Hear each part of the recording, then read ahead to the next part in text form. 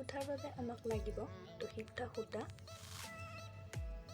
চিলাইৰ বাবে লাগিব চিলাইৰ সূতা আৰু মাৰি এডাল ইয়াত জোখ মাখ কৰাৰ বাবে আৰু কেঁচি এখন।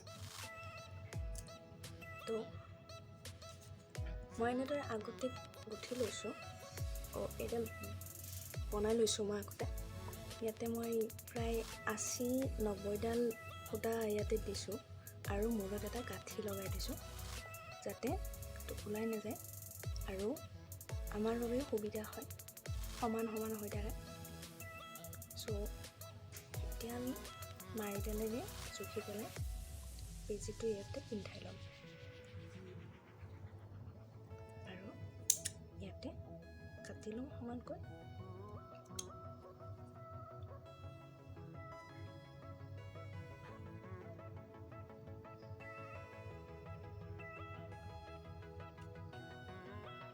মই এই জোখাটো সমানকৈ লৈছোঁ, মই ইমানমান লৈছোঁ। আপোনালোকে হয়তো ইয়াতকৈ দীঘল বা খাটা কৰি ল'ব পাৰে, সেইটো আপোনালোকৰ ইচ্ছা।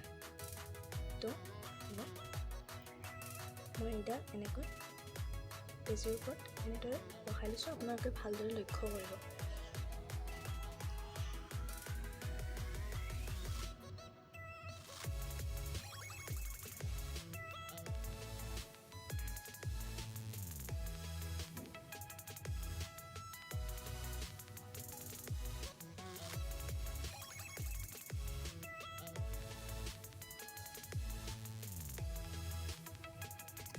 অলপ টাইট কৰি দিব যাতে সহজে ওলাই নাযায় আৰু এনেদৰে ধৰি আমাৰ এই সূতাডাল, চিলাই সূতাডাল পিছপিনে দি পেলাই আমি তলেৰে বেজিটো এনেদৰে আনি এই সূতাডালৰ ভিতৰেৰে এনেদৰে আনি দিম আৰু অলপ টানি দিম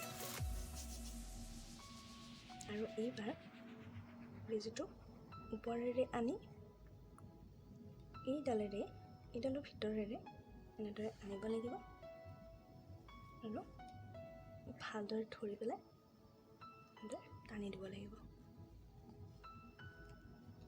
আকৌ এবাৰ দিয়ক যাতে টাইট হৈ যায়, সহজে জোফাটো ওলাই নাযায়।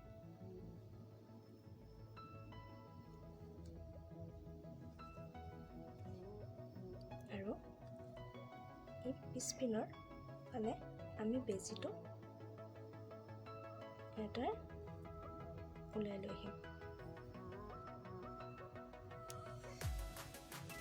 চাওকচোন ইমান ধুনীয়া লগা হৈছে। আকৌ আমি মাৰিডালেৰে এনেদৰে জুখি পেলাই এনেদৰে দি দিম।